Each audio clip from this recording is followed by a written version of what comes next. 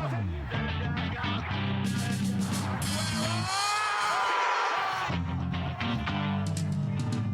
ladies and gentlemen.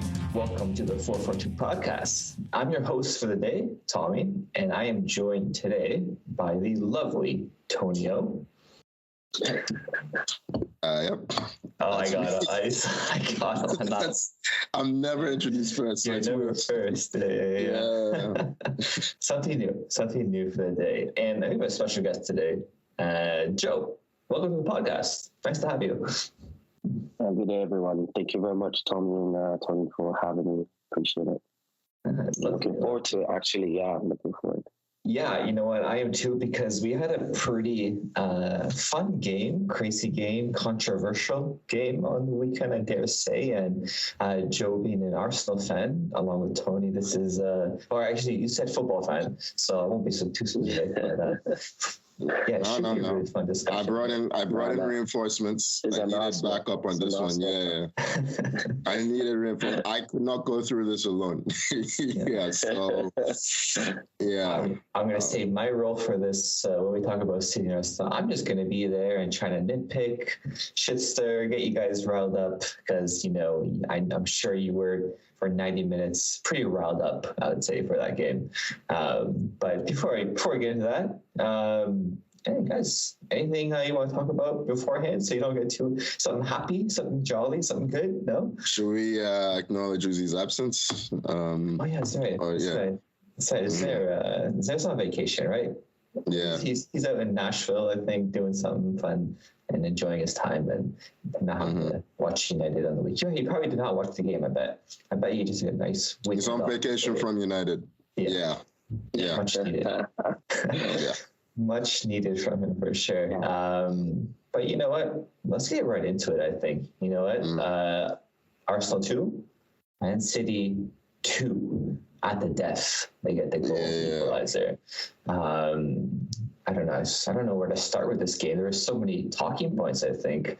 I'll leave it to you, Tony. Where do you want to pick up? Where do you want to start with this? You start with the goal, the City goal. How did that happen? The first one? I want to start at the goal. I mean, they scored. It's like, okay, it's a good goal, to be fair. They don't score goals like that as often anymore because teams don't push up against them. Savinho, it's a good turn on Calafiori. In the moment, I was quite pissed at Partey because he vacates the space when he doesn't need to. Gabriel goes, right, to cover. Yeah, exactly. And Partey does the same, where he's supposed to be the plug in that moment. But it can happen in transition. City are, the best in the world at taking advantage of those. And Haaland's throw and goal. Yeah. He's a guaranteed. At this point, he's a guaranteed goal. Yeah, it's inevitable. It was one of those that before the chance was created, I knew it was a goal straight away. It just didn't look right. And we had to survive. You go to the Etihad, you concede early. Probably was the best thing for the neutrals for the game. Open it up, forced us to have to come out to play. I was definitely worried that we were going to get a dull, is this going to be a dull 0-0 game? That's what I wanted. I wanted a dull game with a Gabriel winner. Basically what I wanted. And we almost got an exciting game with a Gabriel winner. I think the big moment, one of the big moments, because there were a few, Rodri's injury, it rocked City. It killed the tempo of the game. I thought he was play acting because Rodri was, the way he went down on the Havertz challenge from kickoff, I don't know if you saw it, Tommy. 4 seconds. I saw it. Yeah. 4 seconds into the game, he's going down. I think he's trying to get Havertz booked because it didn't look like there was that much in it to me. So I thought he was trying to get a penalty in the moment. I didn't see the action. And then you see the replay and clearly, it's not a good... Yeah, something new, who knows what it is, but whenever you see a player do that, it's never a good thing. And that was his first start of the season. And it was just after, I think, Gundogan had hit the post on a free kick. And then they had a corner after that. So they were on the up. You know what I mean? It was kind of all City at this moment. And then he gets injured. Kovacic, of course, he's a good player, but he's not Rodri, and it's not a like-for-like sort of replacement here. And it definitely fueled ours. I mean, definitely hit City. Yeah, you're right. It rattled City for sure. Jonathan, on our goal, what did you think? The first one, the first goal we scored. The Calafiori, because there was a bit of controversy on that one. What a strike, by the way. Yeah. It was beautiful strike, firstly, from Calafiori. And in my opinion, he now is almost on that same level as Gabriel, where they make an error, but then in the same game, they're able to rectify that error and impact the game on the other end. I think a few seasons ago, you had seen it with Gabriel against Fulham.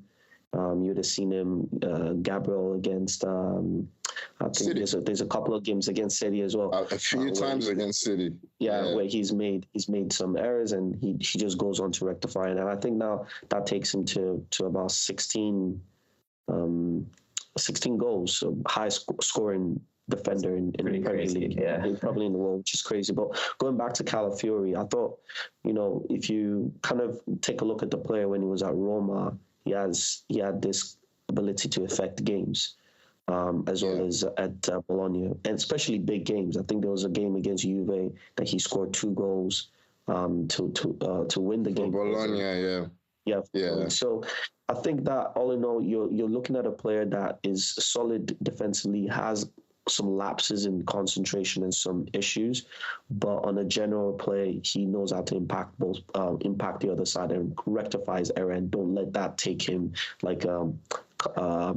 destroys confidence for the remaining parts of the game. So, firstly, good thinking from Partey to once again release the ball very early. I think that this is the second time we've seen that this season. The first was on our second goal against, I believe, what was it, Aston Villa, where it was probably not, maybe against Wolves, where it was a quick release during the break, releases it out to Saka releases that, and then we get the goal. And once again, it was quick thinking from Partey, releases the ball over the top to Martinelli, who comes back, draws it back, and it was a beautiful first time. It was sweetly struck. I know many people would probably say it was luck, but he put a lot of technique to that, and it was a sweet strike. Here's my question, though. Clearly, the referee has asked both captains to come to him, right? Because I think he was saying, we got to get, I don't know what the message was, but I think the message was like, calm things down. And then he calls Walker over, who was playing right back at the time, right? And then I guess he goes, as he's running back, he's telling his message, and the free kick happens. Right? They take it quickly, right? Correct. So I guess he was saying, I'm out of position. He's called me in my position, out of position, and then you play the free kick and let him go back. Correct. I kind of see how maybe the ref should have probably given him a bit more time to kind of maybe get back and set himself, because he did ask him to come. It's not like he was just like there. So for me, I think, that ref is kind of in the wrong here. Like, he should have waited a bit longer, I think. To respond to that, I think there's still images to show from the game that he was back in position. And then on the other hand, I think that Arsenal over time have always targeted Kyle Walker as a weakness. If you go back to the game at the FA Cup where Pepe puts the ball over the back to Aubameyang, that was Kyle Walker.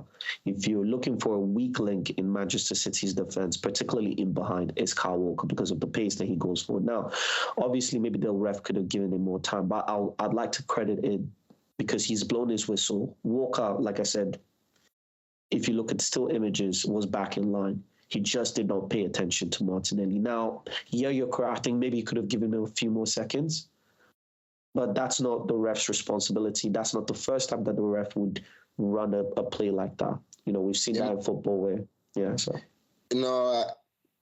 so Walker gets back in position, right? But so there are two things, because we all play football here, right? Yeah. And we've all been, I don't know about Jonathan because you were a winger, but so when that happens, someone should cover for Kyle Walker. someone first. Yeah. No one goes into his position when he goes forward. If I'm playing midfield in that moment, I'm thinking I need to cover for Kyle Walker. Maybe Rodri would have, but they don't have a Rodri in there. Having said that, and now Kyle Walker gets back, he's trying to give instructions. That's what really happens, because he's trying to get back in position, give instructions to, I don't know, was it Savinho playing right wing at the time? Yes. Trying to tell him to come back in, become compact. And in the moment that he's giving those instructions, Party plays. Look, it's a quick free kick. We all look for it, right? Like, how many times have we said, Tommy, dead ball situations are opportunities to take advantage of sleeping defense. Defenders are resting. If I'm Kyle Walker, however, and you've called me over, and I'm getting back in position, and I don't have the opportunity to give instructions, I'm going to be frustrated. I'll be honest with you. I'm going to be frustrated that you've given them what feels like an unfair advantage.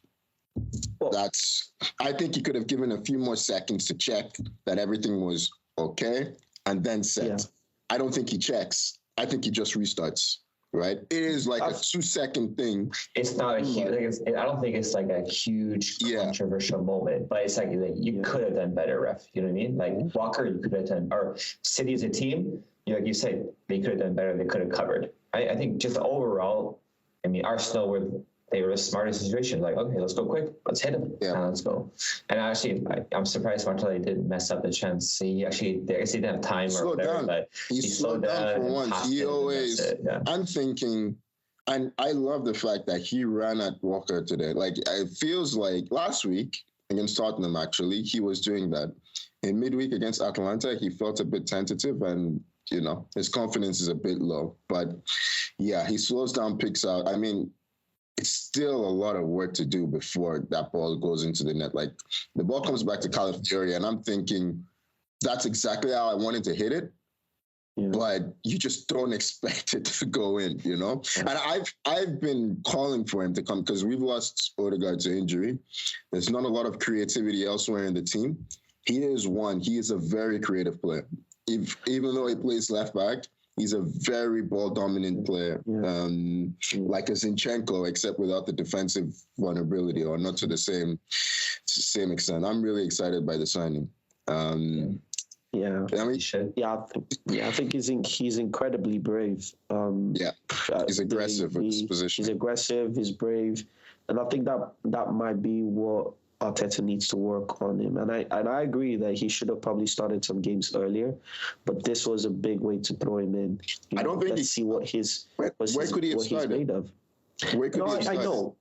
Well, you could argue that he could have started against Atalanta, but obviously he had just come off the calf injury, right? So that was a big risk for him to try that. Now, the other option was if he went ahead and started him in one of the earlier games. But I still think that there's a lot, the level of football Arsenal plays incredibly high to just bring in a player that's come out of a different system. Now, I know Motta did coach a very similar system, but I think he has a lot more freedom. And I think with this Arsenal team, there's a lot more structure. So, but going forward, it's evidently clear that that left back position is something that he can solidify as his. I think City did really have some troubles understanding how he played, and you could see yesterday against Savinho, he was continuously understanding what Savinho was trying to do, if that makes sense. Like when Savinho would try and take him down the line, he would cover it. If Savinho tried to go inside, he covered it. And I think that was something we saw with Tomiyasu as well. If Tomiyasu, you beat him one way, the next time you don't get that again with him. So I'm very happy with he's partially at fault for the goal, but he's a good defender. Yes, he is a good defender. Yeah. I thought that the way he would adjust to Savinho was key, right? And I knew Savinho because it's the first time coming across each other, right? So, but he learned. And he didn't let that happen again. And what I liked about it is he was able to find a lot of space on the ball. Like, when our center backs got the ball, he made a lot of runs infield to receive it. And Savinho had no idea where he was. He was the one that helped us continually get out of pressure in that period after we conceded.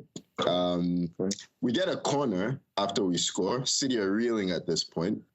And I am 100%. I'm so sure we're going to score. This is before we scored, by the way. Is this when Walker was marking? No, this is when Doku was marking Gabriel. Or Doku was marking. I'm looking up the setup and I'm like, oh, if we get this delivery right, it's a goal. Right? Doku is trying to block Gabriel. No chance. He has no chance. And he missed it. I couldn't believe he missed it when he did, because he's like 6 yards out. It felt like an easier header than the one he actually ended up scoring. I think it was, yeah. Yeah. Sure. It's crazy how that you see that routine and then the same thing happens. This time it's a Walker trying to mark him, and Gabriel just does like a little feint this way. And then, what's Walker doing, man? He's tapping him like he's taking the piss. Yeah. And what a header. But again, they lose Rodri. I'm very sure Rodri's taking Gabriel.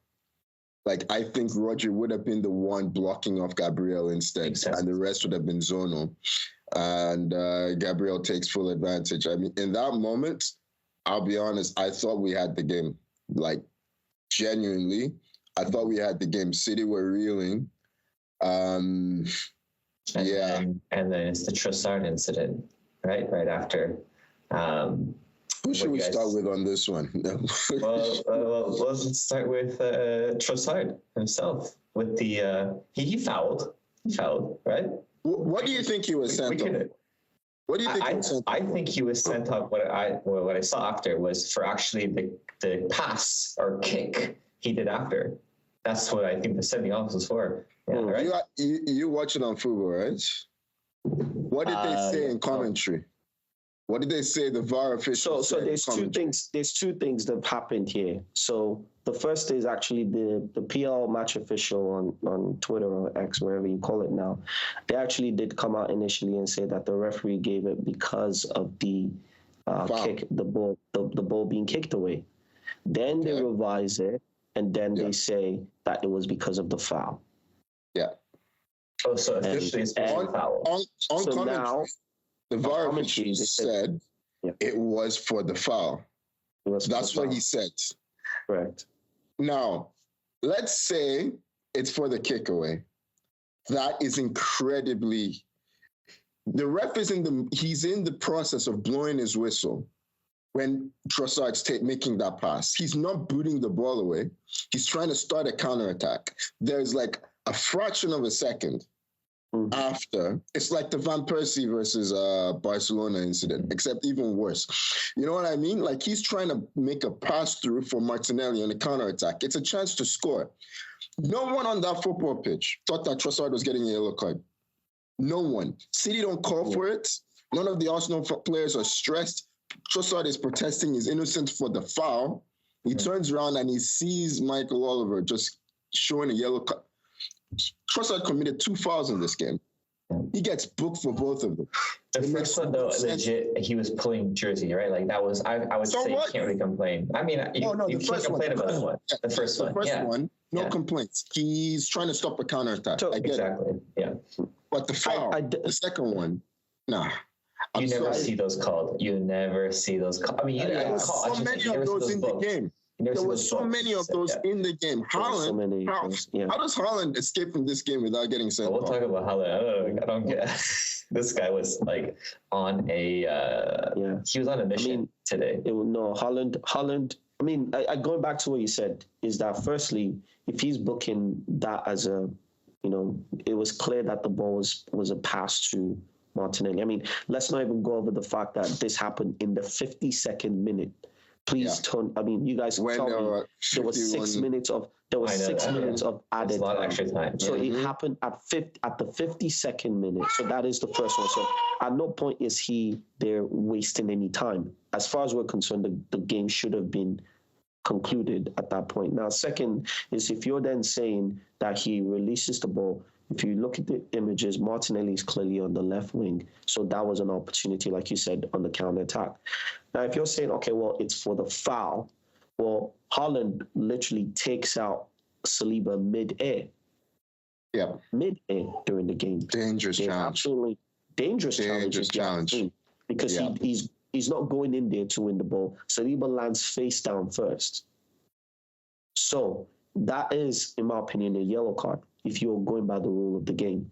Now, you see, I think that firstly, I want to, I know maybe this is probably not part of the context of what we're going to discuss, but particularly about the officials in the Premier League is that. Oh, it's about it. It's part of it. It is about them. Yes, and you know what? We've always sat here and said, oh, you know what? The idea of is not to always go back to the referee, because it does sound like an excuse. But let's agree to something: is that the officials are not the main characters in the game. They have no talent. No one is tuning in to watch Michael Oliver. I don't care about what you do. You know what I mean? Like, you're there in the background, manage whatever happened to someone's on a booking, they make a challenge. You call them over. Whatever happened to that, you call them over. Listen, I could have sent you off. You get one more. Like, you go, last one. Last one, you make another challenge like that. I said, this is a 52nd minute or 6 minutes of injury time. He has an opportunity right there to just end the half, talk to him on the way out. What? And this is the same referee, by the way, that last year, Kovacic cheers through Odegaard. And the reporting was he wanted to keep 11 players on the pitch, 22 players on the field. This one, not dangerous at all, just makes a challenge, mistimes it. And you're trying to tell me that you feel that you need to send him off. I don't get it, man. Like, the Premier League, all of the officials, like, they're self-regulating at this point. Like, basically, they're self-regulating. They're allowed to do whatever they want. They've been on City's payroll, by the way. We should say that. UAE. They went there for some sort of game or something. I don't know what. That doesn't look sus at all. Doesn't look sus. How much did they get paid for this? That's what I want to know. Enough. They got paid enough, right? That they went all the way to Saudi and got some games. And you're trying to tell, like, Michael Oliver has a history of this. I mean, we can go all the way back to Wolves. You know, Wolves, where he gives Martinelli the double yellow in the sequence of 30 seconds. Never seen it since. These are things that you never see again. And, going back to what I was saying is, like, they're there to protect the game, to protect the players. The Veltman on Rice. I mean, how can you watch that and give a red card to Rice? I mean, if they want to say that it's letter of the law, which is the verbiage that we're hearing now, we might as well get rid of the referees and just have robots. Yeah, that's exactly what I said. That's exactly what I said. I'm like, you're there to apply emotional intelligence. If you're not emotionally intelligent, why are you here? We don't need you here. We don't need you. We can use robots. If we're going to kick every time you kick the ball away, you get a yellow card. City did it a few times in that game, by the way. Bernardo Silva. Doku did it, pretty obvious. A few times. Let's just start sending everyone off. Let's do that. 8v8, could be fun. Exactly. And I mean, and then hopefully we can put close on this, guys. But if even after all of that, Michael Oliver, like you said, had a chance to allow the game continue, which he hasn't. And I feel like, we've watched football to know a lot of things is, we're talking about earlier that, did Trossard even deserve the first yellow card? Because the first yellow card is a tug. It's a tactical foul. Now, one of the things we can agree on is one of the teams that have gotten away with tactical fouls for many years in the Premier League is Manchester City. It is. Stopping teams in transition for which they do not get punished. Rarely do they get punished. You're right, but I think if you commit a tactical foul, you're running the risk of being booked. You can't complain when it happens. 100%. You can't complain. But I'm saying that the point around this is that certain teams get the advantage to play the game. And let's assume that it's a tactical foul. It is his first foul. It's not a dangerous foul. It's not endangering your opponent. Listen, this game you can play it this way. Next time you get a yellow card. Come on. Where's the free kick? The advantage is already in the opposition. I feel like the referees right now are trying, like I said, to be the main characters, and they have their own shows, man. They have their own shows. Michael Oliver is going to be a star this week on the what's that show? What's his face? Howard Webb hosts. Howard Webb. It's going to be the star. So, I mean, honestly, I wish I knew that didn't exist. I've watched it once. I'll never watch it again. It's a load of crap, honestly. They flip flop every week. And Riley as well has his own on. It's like when the two of them. I mean, we already know Riley. We already know Riley from the 49 unbeaten. You know, we saw his performance in that game, and then he's the fake. Is it Gallagher? Sorry, it's Dermot Gallagher that is the other one on Sky Sports. But these people. I mean, Michael Oliver, in my opinion, has gone into new levels of shameful officiating, because now I think there's a statistics I saw yesterday, which is Arsenal have now received, 3 or 4 yellow cards in the last 6 games at the Etihad against Manchester City. Red, you mean? Yeah, red cards. Red cards, yeah. Anyway, we do have to move. I could spend 1 hour. You guys can probably spend a lot of time on this, but we're not going to talk about the second half, because the second half, let's be honest, we knew Arteta was going to do once that red card happened. The only thing I was saying is that the reason I was so I was fuming at full time yesterday, just because I didn't want them to get rewarded for that moment. I didn't want the referee to be the story, because I felt like Arsenal played really well yesterday. All anyone's going to be talking about is Michael Oliver and this. That's all we're talking about too, right?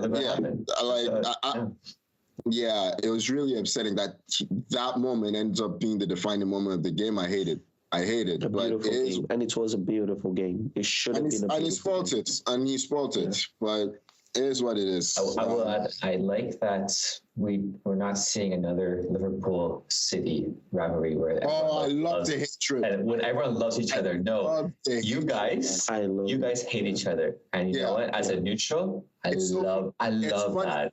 Yeah. Arteta and Pep, they're friends. Yeah. Everyone else on the coaching staff hates each other. The players hate each other. You have Haaland knocking the ball in Gabriel's head afterwards. Yeah. He's going after Miles Lewis Skelly like a tough guy. He went after after the goal, the 2-2. He ran right into Thomas Partey. Like he just bulldozed right through him, right? Ran into Thomas Partey. Charges at Saliba. Challenge. Miles Lewis Skelly comes in. He's going after Miles Lewis Skelly at full time. Like he's talking to Arteta. Stay humble. Yeah, I saw that. Yeah, what the heck? Anyway, something triggered Haaland this game, because he's always been like this. He's been like this. He's always been like this. Because he likes the confrontation, right? And Arsenal center, particularly Gabriel, and the two of them are two center backs that he can't really do that to. Like he tries to bully the center backs. It doesn't work on those two, and it fires him up. Like this is the first time he scored against us in like 4 games or something. He's really struggled against us. But anyway, I love the hatred. None of this. Oh, we love each other. Oh, you're so good. You're so good. None of this. We're still talking about Liverpool and their rivalries. Like, no one cares. No one cares about your rivalry Liverpool, where everybody was best friends. You have Van Dijk and De Bruyne. They're going out for dinner with their wives. Like, no. I'm glad that we had a proper rivalry. Yeah. No, I agree. I think at full time, I mean, I was happy to see the confrontation. Yeah. But I felt like there could have been more. I mean, I wasn't happy when I saw Rice hugging Haaland. I wasn't happy with that. I thought that at that point, City, because if you remember when they lost at the Etihad, right? When they lost at the Emirates, sorry. And Kyle Walker and the rest of them, they had to get them off the field because they were upset. Yeah. And I think that is the feeling that I want to see more from them. I think this game, I think Arsenal would have gone on to know that City, they've gotten on the City skin. Did you see the Gabriel comment after in the interview? Yeah. He said, I had to check the score when they scored because I thought we might be losing the way they celebrated. It's in reference to the draw last year. It's just like, celebrating draws all of a sudden is a good thing when City do it. I mean, they spent freaking 45 minutes in like the box trying to passing around. They had 30 shots. Yeah, it was crazy. And their XG's won. No real threat. But hey, there were other games this weekend. And, you know, we talked a lot about this one. Because there was a lot to talk about for sure. But going through, you know what? Hey, guys, Chelsea. The boys, 3-0. Yeah. I don't want to get too excited because it's West Ham. And West Ham, they're dire. They are absolutely dire. And this should have been more. 3 is kind of underselling it here. But honestly, even though a team is terrible, you still have to take advantage. And Jackson did that. He was honestly. I like the finish. Was it the first one or the second one? The outside. That's your finish. Actually. The outside the foot. I mean, it was a beautiful pass. That one Caicedo right down the middle. There was a huge hole in the middle of the pitch. Gap. And okay, sure, we'll take advantage. And he said afterwards that we decided to press in 2 because we felt like they build up in a 3, and there will be a lot of gaps. There will be a lot of gaps that will open up in transition. And for Palmer and what's it, Jackson?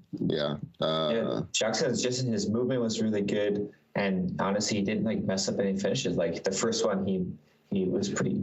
He made the keeper, I think, on the first goal. Yeah, he did. I don't think he meant to do that. You don't think he meant that, right?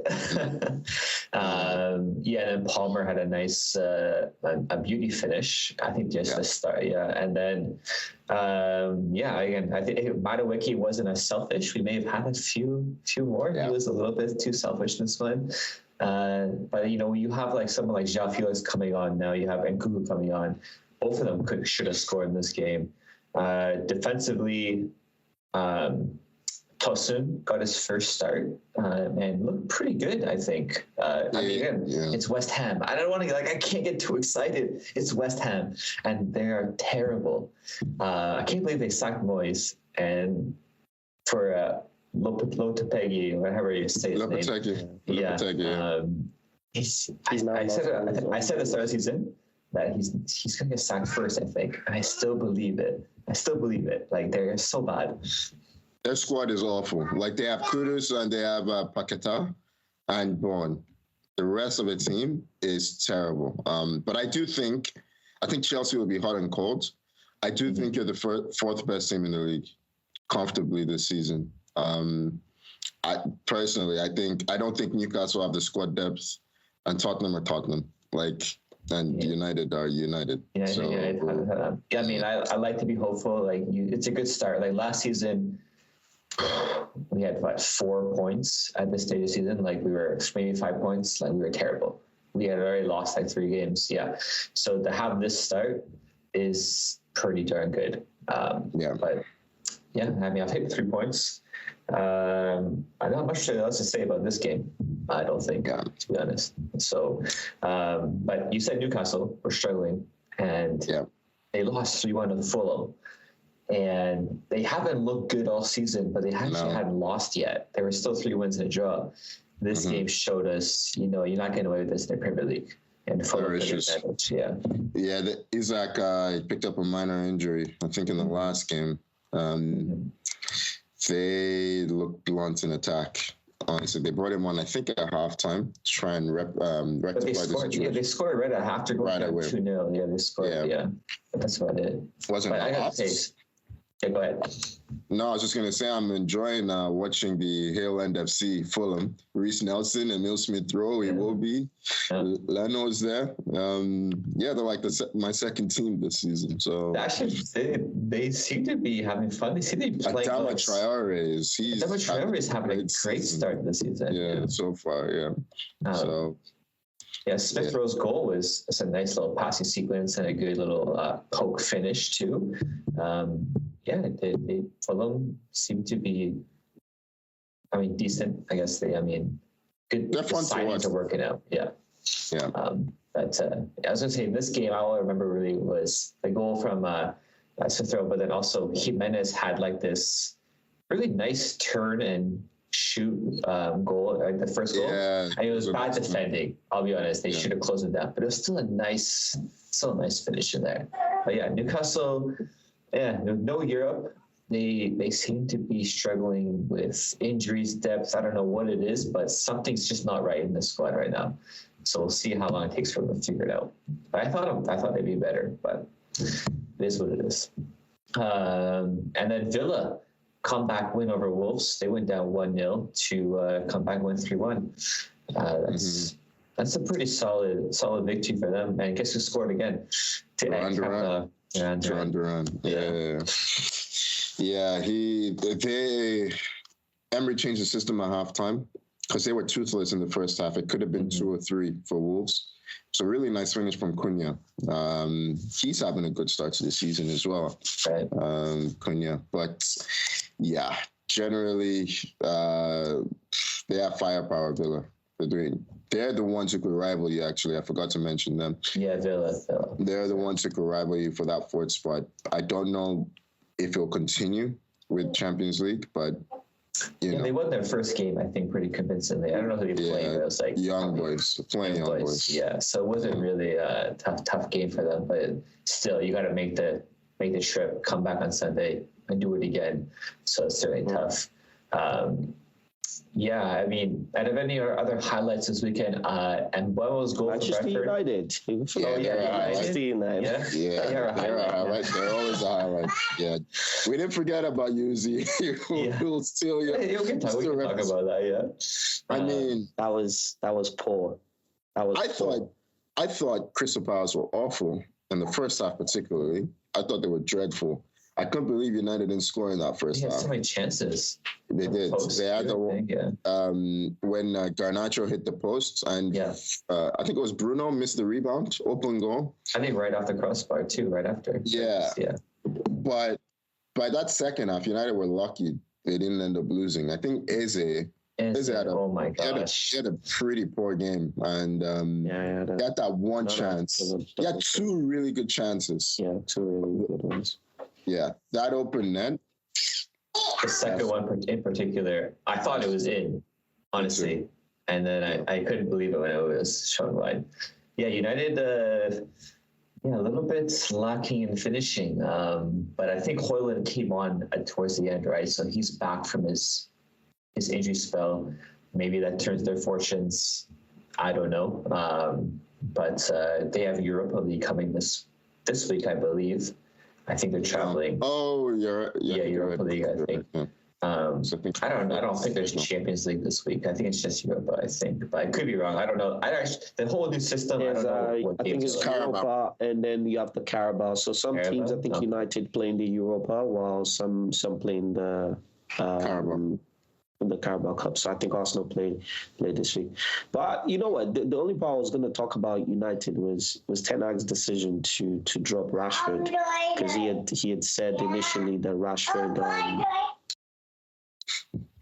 It's so good to worry about it. It's okay. So I was going to say he had made the decision to drop Rashford. And, if you're looking at what he said previously, it was because of the whole something about his attitude and all that kind of stuff. And then to make... This is a guy who has now scored in 2 back-to-back games or 3 back-to-back games, and then drop him for this one. I think that was a little question, and obviously you could see that I feel like if Rashford was in that position where Garnacho was, I think he scores those goals, and he did it. And I think Ten Hag has to only look himself and blame for these kind of games, these kind of decisions, because I know he when you listen to him after, he's saying stuff like, he has to rotate players, and like, you're down in 13th position, 14th position. Really? It should be. I need to look at the table more often. I'm pretty sure they are, but but the result has to be the most important thing. Why are you thinking that rotation is a solution? You need to get some form when you get your key players firing. And the interesting part is that these games were actually the games I thought he was supposed to win these games, because down the line it's a lot more difficult for him. And I think that's when he's gonna. I said I don't think he survives past November.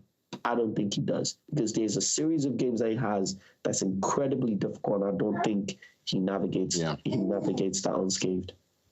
I mean, He's a dead man walking anyway. We know they wanted to get rid of him. He can be sacked tomorrow. He can be sacked in a month's time. It's inevitable at this point. I think Rashford should have left Man United many years ago. Honestly, I think he should have left. I think he should have left Manchester many years ago. I think he needed a new environment, but it's kind of too late for him now. But it is what it is. Do we have anything? I was going to say, I don't know if you guys saw Mbeumo's goal from Brentford. Brentford scored in the first minute again this week. But it was a beauty finish. You should check that out if you haven't seen that one. Apart from that, I don't think there's any like controversial, crazy moments from the other games. I'm just trying to think on top of my head, but yeah, that was about it for that. But we did mention Rodri getting injured in the City game, and I kind of want to talk about something that he actually brought up. Our players, hey, we may actually go on strike. It may happen, and it's something that we're kind of hearing in the media from players themselves a little bit more now, especially with the more games being added in the season, more games being played, more tournaments, more everything, and players' bodies are breaking down and they can't handle it. So I think Rodri was saying, hey, wait, maybe it's time to go on strike. And I just, let's just talk about that a little bit and kind of get your thoughts on this whole situation, and maybe what do you think is a solution? What do you think players should do, or who should do what? So Tony will go. Yeah, they just keep squeezing, right? Like, I mean, if you look at UEFA, I think the new setup, for instance, of the Champions League is exciting. I like the setup, but let's not act like we didn't notice that they added 2 extra group stage games in there. Yeah. Let's not act like we didn't notice that they put in qualifiers in there. What does all this signify? More money. That's all it's about. That's the bottom line. More TV revenue for UEFA. And FIFA, Club World Cup, what was wrong with the old format? You know what I mean? Like, the way it was, you go there mid-season, get it done. Now they're trying to add it as a summer tournament they're adding it as a summer tournament where you actually go in, you play group stage games, and then you qualify for knockouts. Players could end up playing 90 games in a season. You know what I mean? Like, they are paid a lot of money, but they're paid a lot of money because they drive interest in the sport. Take Kylian Mbappe, for instance. Kylian Mbappe is not as good as he was 2 or 3 years ago. He's just not. He's lost his zip. He looks weak to me. And you can tell that he's lost power. And I've listened to Thierry Henry talk about this a lot because he's close to a lot of the French players. And they're tired. Like, if you listen to the language that he's using a lot of the time, these players are tired. They're all shattered. Look at Mbappe's World Cup compared to the Euros. What do we say about that World Cup in 2022? Why was it so good? A lot of the best players played well. But look at the timing of the World Cup. Mid-season, players were fresh. Mm-hmm. At the end of the tournament, at the end of the season, I didn't think the Euros, the quality was very high. We have Rodri needed to be rested before games. Declan Rice is talking about how tired he is at the start of the season. So when are they supposed to get rest? You know what I mean? I don't know. I think it's crazy. I do think it's coming to the point where there will be kind of like a collective group effort to push back on this. Just amongst all the players doing it. A significant portion.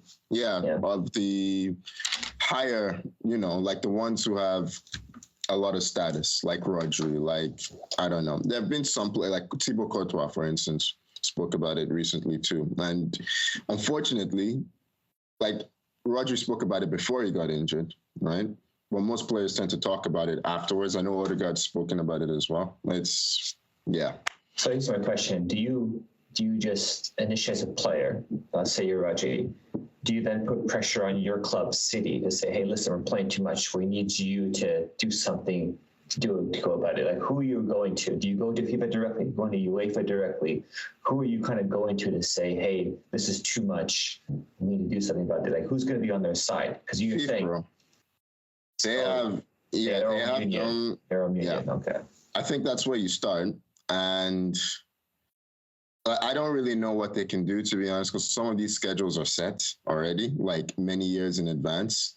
But maybe after that, like you start now and you can affect future schedules, because they will only keep adding and no one's doing anything about it. The clubs aren't doing anything about it because they're going to make money from this. Yeah. Can I ask a question? I mean, of course. Firstly, I agree that, the games are quite long, right? And you can't argue because it's, you made a very good point about the World Cup when they were fresh, and then later on, the effect of the season does take a toll.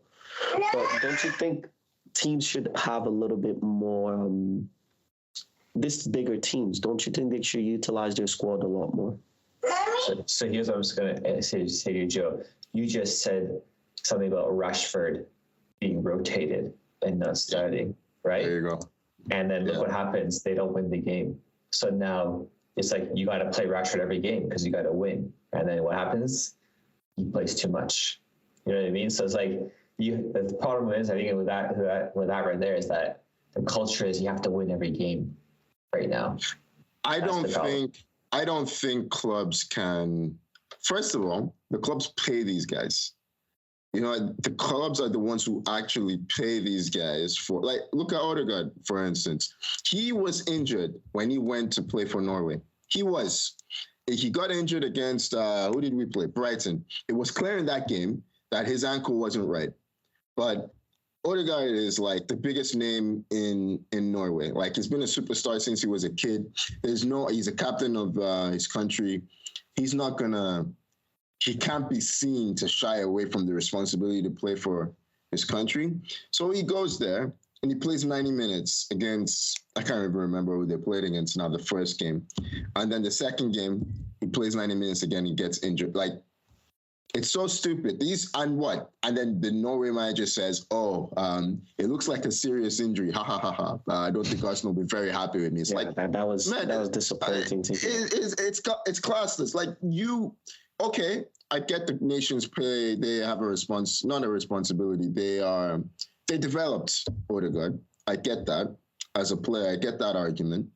But at the end of the day, if you're going to look at the bottom line, Odegaard now, that's a talent that's unavailable because you overloaded his schedule. Like, I don't know. I don't think you can put it on the clubs personally because they've signed a contract for that player's availability for a certain number of competitions. But I think the way FIFA and UEFA are squeezing Nations League for it, like, what the hell is Nations League? UEFA Nations League just came up with it. That's the weirdest. That's the weirdest one. It's another money because they wanted to make international friendlies more interesting, so they scrapped friendlies and said, let's start doing Nations League. No one cares about Nations. I didn't grow up saying, I want to win the UEFA Nations League. No one cares about this stuff. Like, you just play the same teams over and over again. So what you guys are basically saying then is that it's not necessarily the clubs. Then it's the internationals. It's the internationals that's the problem, because we're having more international breaks in between, and I think that the big problem, particularly with this international breaks, is I think that these clubs are not set up, or these countries, not all of them are all set up with the right medical team, with the right background to a player to understand what their needs are. And then there's also the other part where most of the types of surfaces that they play on are dangerous. I'm not saying dangerous, but I mean we played on those surfaces, but transitioning from a perfectly laid carpet to a bumpy or something that's so, and then these competitors who you go in. I mean, even the guy who took out Odegaard, for example. I mean, I don't even know who he is. This is a guy that's just fighting for his own country and probably just took this international break as an opportunity to play for his country. I don't even know what club he plays for, but there's so much danger in there, and I feel like right now limiting 2 international breaks throughout the whole season is all. That's all we need. You don't need 3 or 4. Nah. I'm not necessarily saying it's the internationals. I'm saying it's the bodies. It's FIFA and UEFA's responsibility, and whatever comparable, like whatever footballing body. There should be a cap on the number of games that you play in a calendar year. The fact that we're getting to the point where it could be 90 games is too much. Yeah. Too much. We've seen Bruno up to like 70, I think, at one point. Maybe. Yeah. Maybe I think 70. Yeah, Rodri. There was a season when Liverpool and Chelsea had like how many games? I can't remember where you play, and how many club games, and there were still the internationals to contend with. And then the next season, you're seeing Liverpool like they were both useless. The next season. Yeah. Players were breaking them. Yeah, I remember. But I see what I think is going to happen. It's never going to be, they're never going to find the right solution. It's going to be something like there's going to be a major tournament, say World Cup, Euros, whatever, and let's say all the major stars are all injured, and then maybe something like that happens, and FIFA like, oh damn, our product, you know what I mean? Like all these big names are not there. I don't think. But it's going to take something like that for them to be like. It's going to take, you know what I mean? Someone boycotting the tournament intentionally. Yeah. Like, say Kylian Mbappe says, you know what? I'm going to sit this one out. Like, yeah. That'll speak volumes. I think that would be similar to when a player gets injured, right? If a big player gets injured in a big tournament, then that's, yeah. But I think when a player chooses I don't think they change. Yeah, I don't think they change. See, should I tell you where I think makes the difference? If the clubs start retracting their players from those international breaks, because what that international break really effectively does is you can still have those breaks. That is, no games still continue, but that's a week of recovery, 2 weeks of recovery for the players. So it's not those international breaks shouldn't be for the players to go and then play football somewhere else. It should be for them to rest and then go again. We had to send our physio to Ghana with Thomas Partey, like a bodyguard, just to make sure that he can make it through the international. It's crazy, man. But there's no real solution. Like we don't know what to like exactly to do. And I think, Tony, what you said, a big player in a big tournament saying, no, I've played too much this season, my body can't handle it, I'm sitting this out. Or a few. Yeah. We were talking about them getting together. Yeah. We're talking about them getting together and, trying to make a statement. Imagine if Rodri, Ballon d'Or contender or winner, because he could still win it, says, I'm not going. Imagine if Kylian Mbappe, World Cup superstar, says, I'm not going. Imagine if, I don't know, Messi, I don't know what his status is, but imagine if a few players just decide, I'm not going. Vinicius Jr. says, I'm not going to play for Brazil, and all of this. Like, they'll be pissed, but they'd have to do something. Yeah, they'll never do that. If I asked you guys this question, would you give anything to play 90 games of football professionally and you get paid for it right now over the course of the year? Would you take it? They don't get paid for 90 games. They get paid for about 60. Well, I'm asking you though. Well, let's say 60 of them. You play 90, you get paid out of the 60. 30. Yeah. Do you say yes or no? I mean, listen, I think if I were in their situation, it depends on how I feel physically and mentally, right? And honestly, because I couldn't say, I know my nature is to play as many games as possible. Like how many times I've played injured almost for the past 15 years. So I know if I was playing professionally, I'd push myself like they're pushing themselves. But the difference is I feel like I have a choice. They don't seem to feel like they have the choice. They're being pushed a lot in the red zone, and they're being pushed a lot more. Players were playing in the red zone before. Now it's very clear that they're being pushed to new limits. I think where does it stop? Is it going to be 120 games in the calendar? Like, where does it stop? Yeah, I guess I guess what Cantona said is probably going to come alive, where they're going to find a way to regenerate the body cells or something. Have you heard of that, Cantona? Right? Yes. Start allowing doping at this point. Yeah, exactly. That's possibly where it's heading, right? So. Yeah, I think as a player, I think we all played. It's like you just want to play, right? You want to win, and I don't think it's any different for professionals. They want to play, they want to win, they want to score goals, they want to do all that, and it's like we can say Mbappe has to, for example, boycott a World Cup. These guys love playing for the country at the same time, so it's like. It's going to be hard for that to ever happen. But anyhow, listen, we're not here to come up with a solution. We're just here to talk about it, and we did. So yeah, I think that's the end of today's episode. So first, I'm going to thank you, Joe, for joining us. Pleasure to have you on here. Any sort of plugs you got or anything you want to shout out? No. Thank you. Thank you, Tony, and thank you, Tommy. It's a pleasure. Obviously, it's my first time speaking with Tony since 2009, 2010. I was telling Tommy that do you remember Manny? I don't know if you remember Manny from back in the day. Yeah, I remember Manny. Yeah. So those Laurier days. Laurier. I know. I still think about them. I still think. I'll tell you something. Since I've known him for a while. I know you probably have a better relationship with, but over time I've played with a lot of people. And through high school and through different spots, and there's only a few players that clicked, man. There's a handful of them, maybe 5, 6 of them, and Tony for sure is one of them, because this is very, very attackers good. Always say this about the midfielders. I give them the passes. That's good.